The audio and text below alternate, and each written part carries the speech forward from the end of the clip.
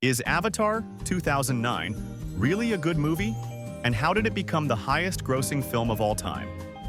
When Avatar hit theaters in December 2009, it didn't just arrive, it landed like a cultural meteor. Directed by James Cameron, the man behind blockbusters like Titanic, Terminator 2, and Aliens, the film promised to revolutionize cinema with cutting-edge 3D technology and a fully realized alien world. But more than 15 years later, as of 2026, people still debate. Was it actually a good movie, or just a triumph of spectacle over substance?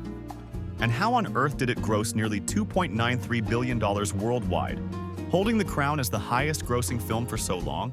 We're gonna figure it all out in this video. Now let's talk about the film's strengths and weaknesses. Starting with the positives. First, it has some of the most impressive visuals and VFX of its era. For 2009, Avatar was literally a revolution in cinema. Motion capture technology, performance capture, massive-scale digital environments, glowing bioluminescent plants, incredibly realistic water effects, flying creatures with believable physics. Everything was so far ahead of its time that audiences were genuinely asking, how could this even be made? Even today, after more than 15 years and countless technological advancements, many scenes still hold up remarkably well and frequently outshine what some newer, big-budget films manage to achieve. Second, the incredibly detailed planetary world-building, ecosystem, and wildlife. Pandora isn't just a beautiful backdrop, it's a fully realized, living, breathing alien world. Bioluminescent flora that pulses with life, complex symbiotic relationships between creatures, the planet's unique magnetic fields allowing floating mountains, enormous ancient trees that connect everything. James Cameron and his team created this planet with such scientific and artistic care that while watching, you truly feel like you've been transported to an entirely different world. Every detail feels like it belongs to a coherent, believable ecosystem. Third, the Na'vi were given a fully constructed real language with over 1,000 words. Yes, the Na'vi language isn't random sounds or made-up gibberish. It was carefully developed from the ground up by professional linguist Paul Frommer, complete with consistent grammar rules, phonology, syntax, and a rich vocabulary. It's a genuinely learnable and speakable constructed language. When this linguistic achievement is combined with the meticulously designed ecosystem and culture of Pandora, the world feels unbelievably authentic and immersive. Fourth, it's cinematically excellent. Great cinematography, shots, and editing. The film was specifically shot and composed for 3D, but even in 2D it remains visually breathtaking. The wide-angle compositions, masterful use of depth, fluid yet purposeful camera movement, carefully chosen color grading and lighting. Everything feels very intentional. The pacing and editing are so smooth and confident that the substantial 2-hour 40-minute runtime almost never feels long or drags at any point. Fifth, very solid main character development and clear motivations. Jake Sully begins as a disillusioned, paralyzed former Marine who sees the Avatar program as little more than a paycheck.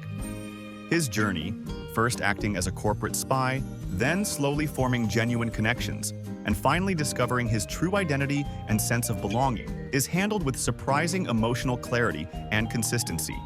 His inner conflict and gradual transformation really serve as the emotional backbone of the entire film. Sixth, spectacular battle sequences. When it comes to action sequences, James Cameron has built a legendary reputation over the decades, and Avatar delivers one of his most breathtaking works yet. The scene where the humans destroys Home Tree remains utterly devastating and iconic. Every single rewatch hits just as hard as the first time. Then comes the film's roughly 40-minute climactic battle, a massive, sprawling conflict that still holds up incredibly well years later. Also, Awa stepping in at the last moment to turn a near defeat into victory by unleashing Pandora's nature might now feel like a familiar, worn-out formula in the series, but the excitement and thrill it creates in the first film are impossible to overlook. These sequences aren't just visually stunning, they're the emotional peak of the entire film. Now onto the criticisms. First, the story theme is not original. Dances with Wolves, Pocahontas, Fern Gully, The Last Samurai.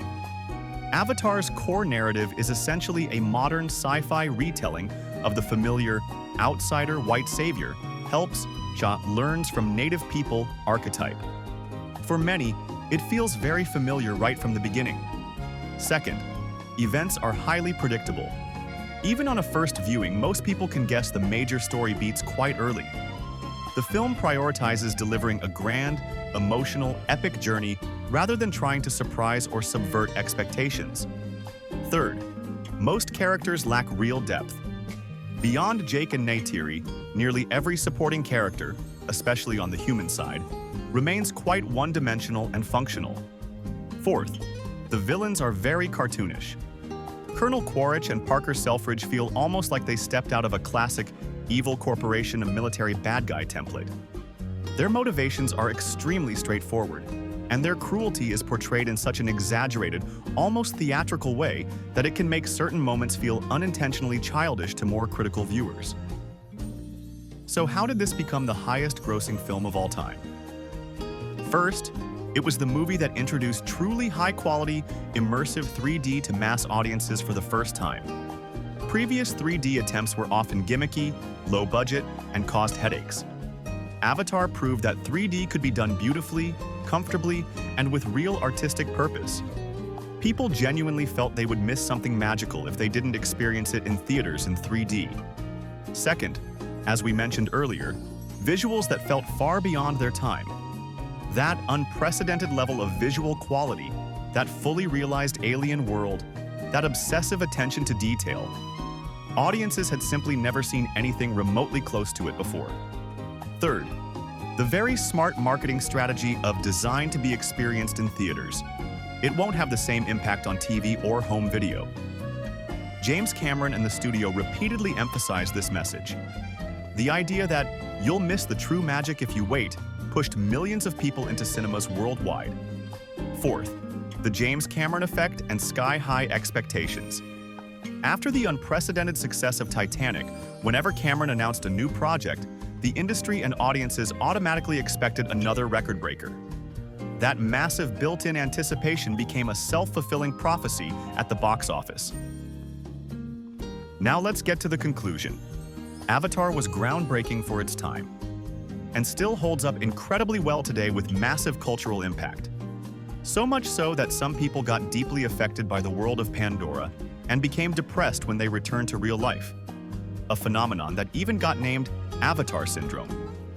The things that have been criticized for years, the very simple characters and straightforward plot, are actually some of the film's biggest strengths.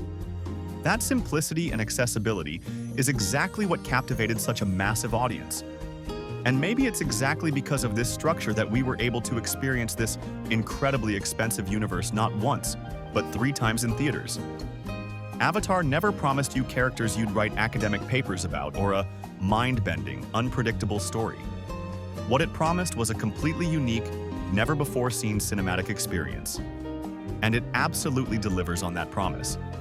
If you still have people in your life who haven't seen this movie yet, I'm honestly jealous of them. Because who among us didn't fall completely in love with Pandora's magic? Those endless glowing forests, floating mountains, still there, still mesmerizing, and very few films will ever recreate that pure sense of first-time wonder it gave us in the theater. Enjoy the watch.